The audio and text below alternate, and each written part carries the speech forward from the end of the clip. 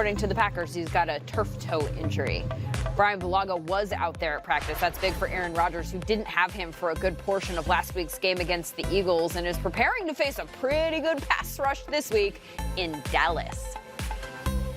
He's just a great football player. He's among the best quarterbacks that have ever played in this league, and he's been playing at an incredibly high level really throughout his career. And we've had some great battles against him, a number of games that came right down to the wire, and he's certainly made a big impact on the game. So hold him in the highest regard. I've been around him at Pro Bowls before, and just he's a real pro. He wants to play the game at a high level. He's been a great leader for that franchise and a great player for a long time. I think we're a different offense right now as opposed to week one. But again, you still got to go out there and do it. You can't talk about it. You got to be about it. And so, and then when you're doing it against such a quality opponent like that, the Cowboys defense is pretty legitimate. I think you look at their numbers; they're in the top in all the categories. So we're going to have our hands full for sure.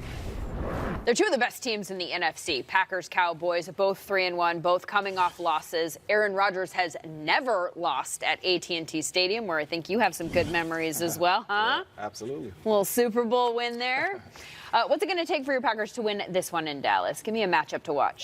First and foremost, Devontae might not play, but he cannot help stop the run. They have to come into this building and stop Ezekiel Elliott. If they don't, it's going to be a very long day for the Green Bay Packers and this defense. If you watch these runs from last week when they played on Thursday night, these holes, they still have their flags on. They are not touched until they are 5-10 yards down the field. I thought it was a towel. You better believe if Zeke sees these holes, it's going to be a long day for the Packers and this defense. They have to get this figured out and stop the run. And if they can stop the run and force Dak to throw the football, our secondary is a strong part of our team. Let them run around, let them guard them guys, and let them get their hands on some balls. But it starts up front with the front seven. You have to stop Zeke. If you let this happen, what Jordan Howard did to them last week, is going to be a long day, and it's going to be a big day for the Cowboys. So we have to figure out a way to stop him if they want to win this game. No Tyron Smith this week on the Cowboys O-line. They didn't have La'el Collins at practice either. They did have Michael Gallup, so he might return. What do you have your eye on here?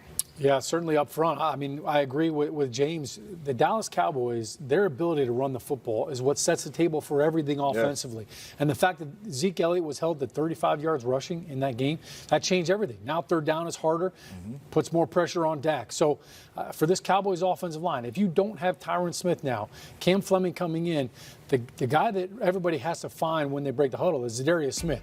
And this guy right here, he's been, he has wrecked games. Look at him against the right tackle right here, just pushing the pocket, collapsing. He's got 15 pressures this season. Now he flipped him over to the other side, so he's bi-coastal. Then here he is against the left tackle, Garrett Bowles, creating a sack, almost getting a fumble out. You could even move him inside. Here he is over the left guard. So Zadarius Smith, he could do it all, and Mike Penn's going to find a way to move him around. Connor Williams has struggled whenever it's been a defensive end, a quick jump around guy that moves down. And you mentioned La'el Collins on the other side. La'el Collins has been phenomenal this season, but that will be a great matchup to see him against Zadarius Smith. And I think obviously for them, for Green Bay, they want to slow that run game down, so they have a chance to get after Dak, because Dak will hold on to that ball. Absolutely. Dak pressured on 35% of his dropbacks last week, had a passer rating of 35 on those plays. This game, one of just 2 in the afternoon window. It's a national broadcast, so we'll all get to see it. That is on Fox. Well, after trading Khalil Mack, John Gruden famously said, good pass rushers are hard to find.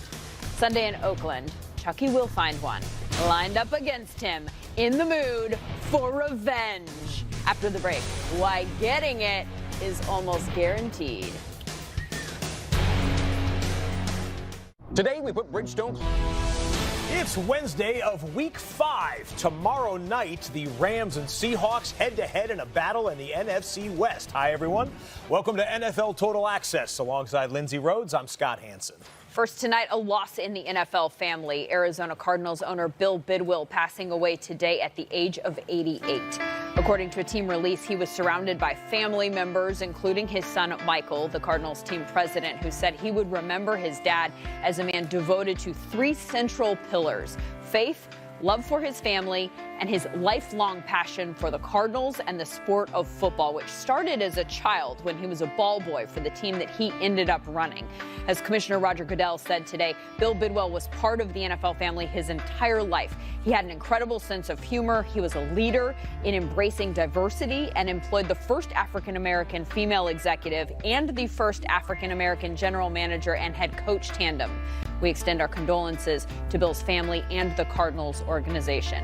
And he's not alone. An 8-decade run in the NFL being remembered today in Arizona and around the league. The thing I really cherished most about him was his selflessness and his commitment to the community. I mean, I can't tell you how many times I would go around the city and people would be like, Mr. Bill Bidwill was here 2 weeks ago, and he made a really nice donation to our foundation. Nobody ever really helps us, but he's been very helpful over the last few. I'm like, wow, like this is a reoccurring theme of a lot of different places I'm going to, and his name is always coming up, but he wanted zero fanfare, and I always respected that about him. My fondest memories were getting to know him as a person. He was a staple around the facility when I was a part of the Arizona Cardinals. And I would look forward to the opportunities when, I sat down for lunch and, I would seek out Mr. B if he was joining us for lunch that day and sit down with him. And I would just ask him questions and listen to his stories about his history in this game and the changes of the game. And you could just tell his love and passion for this game that we all love. I remember the first time that I actually had to go up and sign my contract, he looked at me and he said that I've never had a third-round draft pick hold out on me. And I said, Mr. B, I didn't hold out. I didn't have an agent. So I didn't know at the time that I needed an agent to sign a contract. When I got here, he was still, running things, and, I would imagine the first pick overall in the draft, had to have his blessing. And without his blessing, there's no way, I would have been here, and there's no telling what my career would have been if he didn't believe in me. So I always had a great deal of respect for him, from the very start, just giving me an opportunity to live my dream and do something that I was passionate about. He was a walking historian when it came to the game of football and where it started and how it's been built. And it was always very intriguing and interesting to sit and talk with him. And those were the moments really that we got to be involved with Mr. B, was just around the facility. And I'd always go sit down and chat with him, and same with Pat Tillman. Pat loved to talk to him. It was great to get to know the humility and the kindness of the man. And of all the things that I got to experience with him, the first Super Bowl together and some of those things, it was those little moments, aside from everything else, that I'll remember with the most fondness. Patrick Peterson also remembering Bill Bidwill on social media today, and we will have lots more on the 88-year life of the Cardinals owner still to come. In the meantime, as Scott mentioned, we do have a game tomorrow that could have massive implications in the Cardinals division. Rams traveling to Seattle to face the Seahawks. Made the trip today. Omar Ruiz was already there. The Seahawks have never lost at home on Thursday night under Pete Carroll, whose teams typically excel in prime time. But that'll be the first time in this environment as Seahawks for Pro Bowl pass rusher Ziggy Ansah and Jadeveon Clowney. Clowney told me he's still very much learning this defense, and that slowed him down at times on the field. And while veterans like Bobby Wagner and KJ Wright have certainly helped him, Pete Carroll said that learning is a two-way street. We're the ones that have to do the learning, and you can do as much as you want in practice, but until you see them, in full flight in games, you don't really know. So we've logged some good information. I think it's going to be a couple more weeks before they're at their best. I hate to say that because we need them right now, but they're going for it, but we'll use them more effectively when we know them even better. So we're working at that. Carroll, of course, famously finding ways for his players to do what they do best on the field, told me this is a unique circumstance with Ziggy Ansah not playing till week 3 and acquiring Jadeveon Clowney right before the season. Also a reason why the Seahawks are confident their currently 8th-ranked defense will only improve as the season wears on. Omar, thank you. That's a little on the Seattle defense. How about the Rams offense? Left side of the column there, that's the last 2 years for the Rams. Great offense. 2019 for the Rams, good offense. Not great, though. Maybe quite good, but not the excellence that we are used to seeing. So let's bring in a couple of Super Bowl champions right now and talk about this. Willie McGinnis has 3 Super Bowl rings. That's what these Seahawks and Rams are fighting for, and the rest of the teams. James Jones won his Super Bowl ring in the NFC as well. How do they get back on track on offense here? I mean, I look at Short that board. week. I look at that board and I see 22nd in the rush. Yeah. The way you get back to being a dominant offense is you get the ball to Todd Gurley. I understand everybody saying, oh, we want to save him for the playoffs. There is not